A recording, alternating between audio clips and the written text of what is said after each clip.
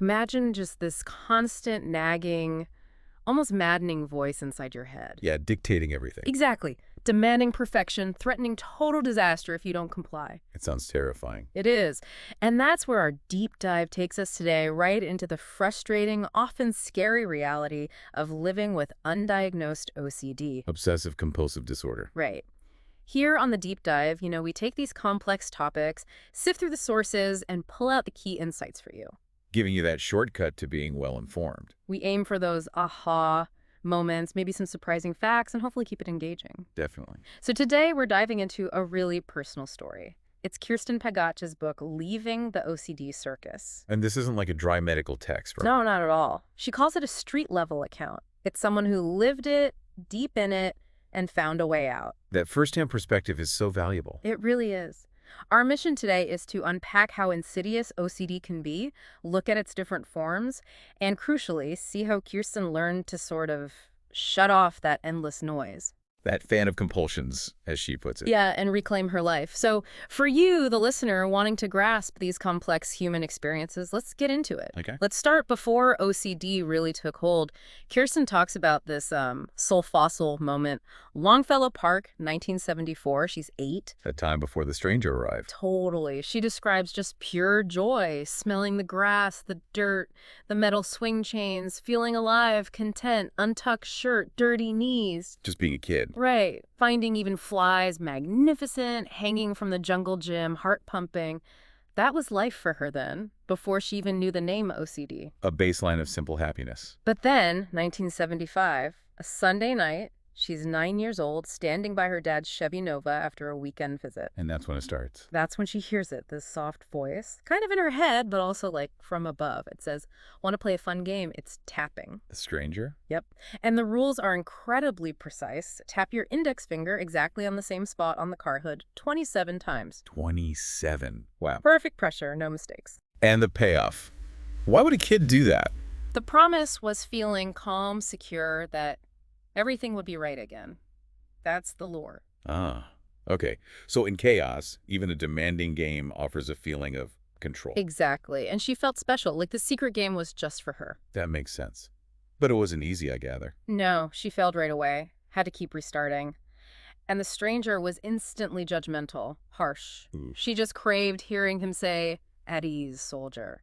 She didn't realize this game was just the beginning. And the stranger, who later becomes the sergeant, Right. seemed to tap into her feeling unsettled already, offering this warped sense of peace through these tasks. It really did. It preyed on that vulnerability. And when you look at her home life, you can kind of see why she might have been vulnerable. Oh, absolutely. Her childhood was, well, deeply chaotic. Her mom was fragile, having lost a child and her first husband. That's a lot of trauma already in the background. Her father, described as mentally abusive, Yeah. cheating, heavily into drugs, acid, mescaline, pot. Kirsten felt like she came third after his drugs and his teenage girlfriend. So instability was the norm. Totally. She describes his cottage, small, damp, warped doors that never closed right, mildew smell from stacked books. Not exactly a comforting space. No aircon, just this useless box fan pushing warm air around.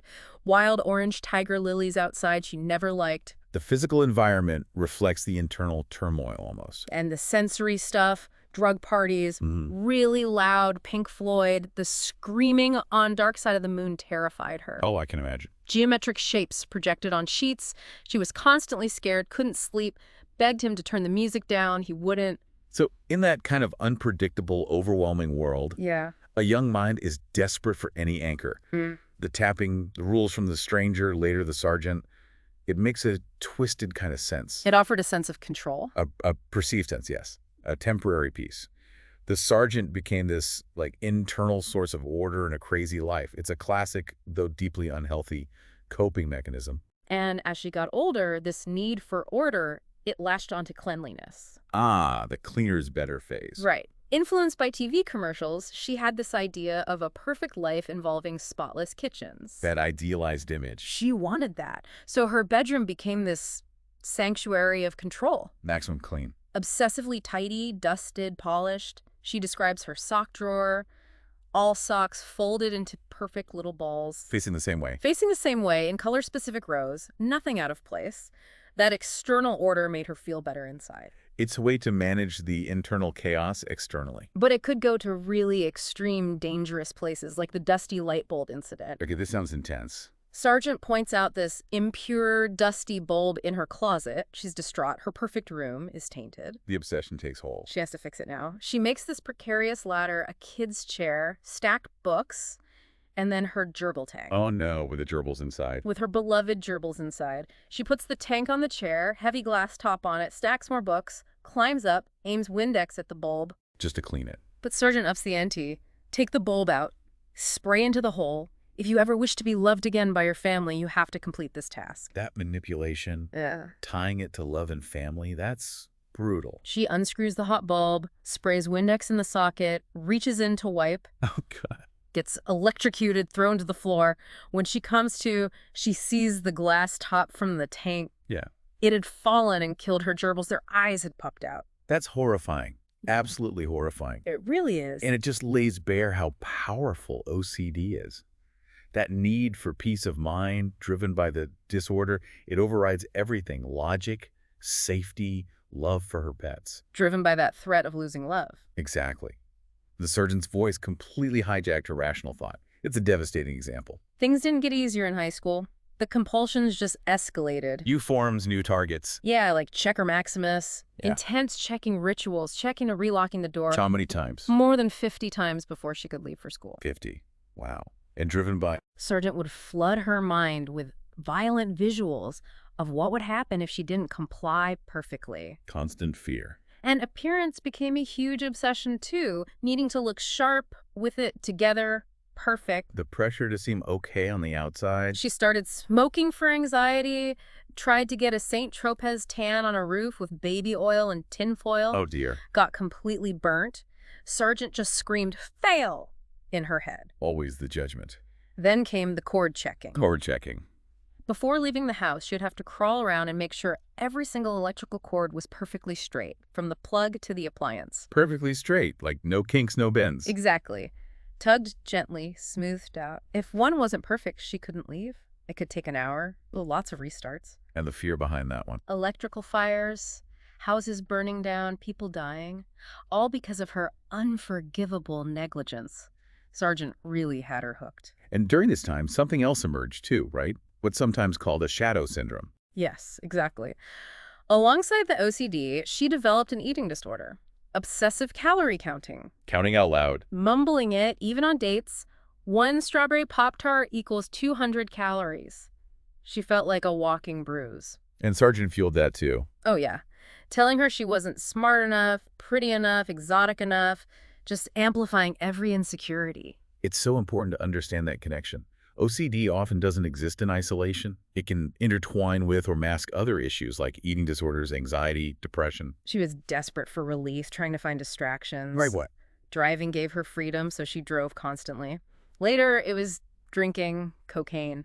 She called them barnacles. Barnacles. Yeah, like they offered a little bit of protection, a hiding place from the constant barrage in her head. A way to numb out, even temporarily. But the fear just kept growing, became almost paranoia. She kept a notebook filled with names of men who might kill her. Gave it to her mom, insisted her mom repeat comforting phrases perfectly, no extra words like honey. The need for exactness, even in reassurance. One night, driving home from work, she worked at a toy company. Sargent fixates on this pink piece of paper on a hill. Just a random piece of paper. Yeah, but Sargent convinced her it had terrible things she'd written about colleagues, defamatory stuff. Oh, the obsession, latching onto something random. Her heart's pounding, vision blurry, she has to get it, turns the car around, runs across grass and mud in her heels, grabs the paper. It's just paper. Presumably, but she ripped it up, soaked it in her water bottle to destroy the evidence, just pure panic. The compulsion loop is so powerful. The anxiety builds, the compulsion offers temporary relief, but it reinforces the obsession. The real breaking point, though, happened at a hair salon. A new one. Okay. She's paying. And suddenly, she's gripped by this paralyzing fear. She's convinced she wrote something vile on the check. Like what? Fuck you, you gay bastard hairstylist, fuck. Just this horrible, intrusive thought that she believes she'd actually written. Oh, wow. Believing the intrusive thought is real. Total body and mind paralysis. Convinced the stylist, Jeff, would find it and murder her. She's trembling, can't walk, can't talk. Frozen by fear. She collapses outside, just wailing, yelling, shaking uncontrollably in the street. Her boyfriend, Doug, sees her fall apart like a clump of wet sand. That public collapse. That monumental psychological breakdown, she calls it. It made it undeniable to both of them. She just couldn't function anymore, couldn't hide it. And sometimes hitting rock bottom is what finally opens the door to getting help, that complete unraveling. It seems like it was, because Doug, having seen that, then happened to hear something crucial. What was that? A public service announcement Right. on NPR describing obsessive-compulsive disorder. Ah, the light bulb moment, putting a name to the private hell. Exactly. Obsessing compulsive behaviors that interfere with life. It clicked. That must have been huge, just having a label. It led her to Dr. Daniel Kolb, and her reaction on the phone with him was just raw. She yelled through tears, "I've been fucking robbed." Robbed of years of her life. Understandable. Yeah. Dr. Kolb used the standard assessment, the Yale-Brown Obsessive-Compulsive Scale, the YBOCS. Right, the standard tool. Huh? And he helped her reframe that voice, didn't he? Giving it a name. Yes, they started calling it monkey. Monkey. Right. He explained her brain's alarm system was basically broken, misfiring, creating real feelings of fear even if the trigger wasn't rational. That's such a key step. Validating the feeling of fear while externalizing the source as the disorder, the monkey, not a personal failing. Made it something manageable, not just who she was. And his main approach was exposure therapy. Exactly. Which sounds terrifying, right? Intentionally facing the fear. It is terrifying, Oh. but incredibly effective. It involves facing the feared thought or situation without doing the compulsion, breaking that cycle. She had to become a spy on herself, taking detailed notes on anxious thoughts, activities, rating the anxiety from 1 to 100. Tracking the pattern. And the huge insight from Dr. Kolb. The compulsions themselves, they were part of the trap, feeding the monkey. You have to stop servicing the OCD. Stop giving the monkey what it wants. So how do you actually do that when the fear feels so real? He gave her this challenge, the Relly sticky note challenge. Okay, what did that involve? Write only her first name, Kirsten, on a yellow sticky note. Go to a grocery store. Leave it on the broccoli. On the broccoli. And then... Then leave. Do not go back for it. Oh, wow. I can just imagine the monkey going haywire. Instantly. Terrifying mental movies, someone finding it, stabbing her, thinking it was her bank details and an invitation. Come kill me, motherfucker. The worst case scenarios OCD conjures up. Her heart's pounding, hands sweating. She almost backed out 5 times. But she did it. She forced herself, dropped the note, ran out, left her cart, obsessed about it constantly for days, stressed about her impending doom. But she survived. She faced the fear, and the world didn't end. That's the core of exposure. Proving the fear wrong through experience. And Dr. Kolb's advice was pretty radical too, wasn't it? Yeah, agree with monkey. Yeah. And do not service your OCD. Agree with it. How does that work? It's counterintuitive, but it's about reducing the struggle. Instead of fighting the thought, you acknowledge it almost dismissively. Yep, okay, monkey, sure. And then you don't do the compulsion. It takes the power out of the obsession. Wow. Okay. He also pointed her to Dr. Jeffrey Schwartz's book, Brain Lock. Right, which introduces the 4 steps, or what Kirsten called her OCD Kung Fu dance moves. Love that name. What are they, basically? Things like, accept the thought is there, don't judge it. Focus your attention on something else productive. Identify the thought as OCD, not reality. And revalue it, see it as junk mail from the brain, basically. Actively choosing a different response. Exactly. Building that inner warrior she talks about, rewiring those pathways. So it wasn't overnight, but these strategies started working. She decided to try medication, too. Often a helpful tool alongside therapy, helps take the edge off the anxiety so therapy can be more effective. And she approached big life events differently, like her wedding planning. Proactively managing the monkey. Yeah, anticipating stress spots. Like, she chose comfortable, slightly larger shoes so she wouldn't feel restricted and trigger anxiety. Felt more in charge, like monkey was on a leash. Taking back control in healthy ways. But the wedding day itself still had a spike. Missing makeup, her mom was stressed. Triggers. Monkey started screaming threats about someone killing her over and over, but the relentless repetition was the key. How so? It suddenly hit her. This isn't real danger forecasting. This is just OCD talking. Its repetitive, nonsensical nature became obvious. That moment of clarity. Right. Recognizing the pattern. She used those 4 R's, reattribute, refocus, revalue, resist. Yelled internally, "This is OCD, fuck!" and broke free. That's a huge breakthrough. Found peace just being with Doug. They even had a secret hand signal during the ceremony, like a little propeller, to release stress together. That shared support is so important, and her life changed professionally, too. Big time. She realized the corporate world wasn't her, felt like a root-bound plant, so she and Doug started their own business. Retro a go-go. Yeah, retro-inspired stuff. It let her creativity out, let her build a work environment that fit her. Aligning her life with your healing. That's powerful. She had other little epiphanies, too, like looking at toilet seats with a doctor for some reason and thinking, my life is passing me by. She chose cake decorating classes over OCD meetings sometimes. Reclaiming joy and normal activities. And getting a dog, a dachshund puppy named Rocket. Ah, animal therapy. Totally. Rocket taught her nowism, just being present, became her OCD angel, connecting her to pure love. Animals can be amazing for that, grounding us in the moment. Travel was another big one. Used to be a huge trigger, like a cat going to the vet. Understandable. Lots of unknowns, loss of control. But it became a major area for exposure therapy. She learned to be more flexible, like a supple noodle. Supple noodle, I like that. Allowing maybe one check for things like a non-OCD person might. And changing her internal self-talk instead of getting mad at slow people on planes. The god-fucking-lady thought. Yeah, she'd consciously shift to, Kirsten, relax.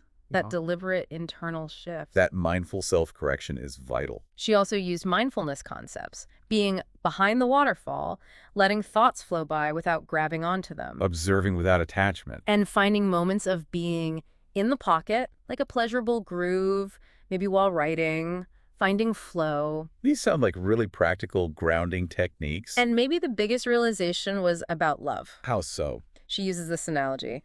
Flies on the sandwich. Just ignore monkeys buzzing and fussing. Don't engage. Let it be there without reacting. And the core truth, love was monkey's kryptonite.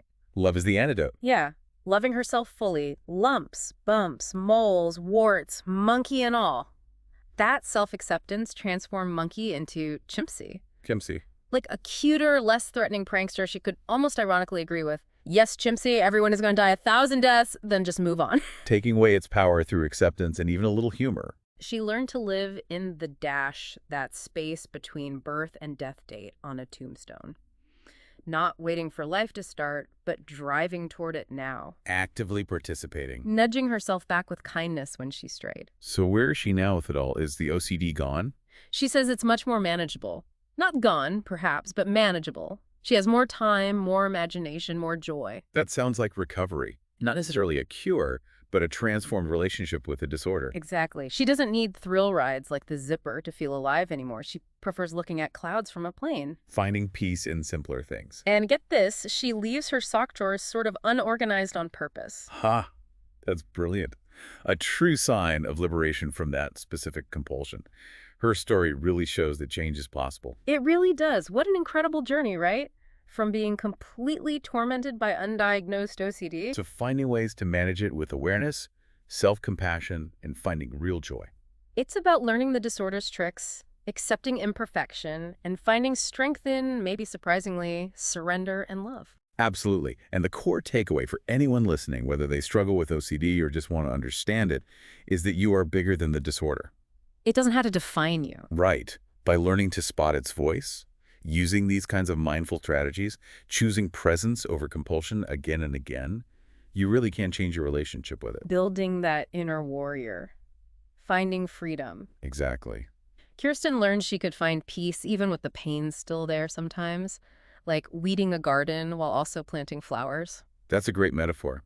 You don't have to wait for all the weeds to be gone to start cultivating something beautiful. So here's something to think about. What weed might you be focusing on in your own life right now? Something taking up space where maybe you could plant a flower, something joyful or interesting. How can you cultivate a bit more of that white space in your mind, maybe? Allowing for some stillness, some new possibilities to emerge. Something to mull over.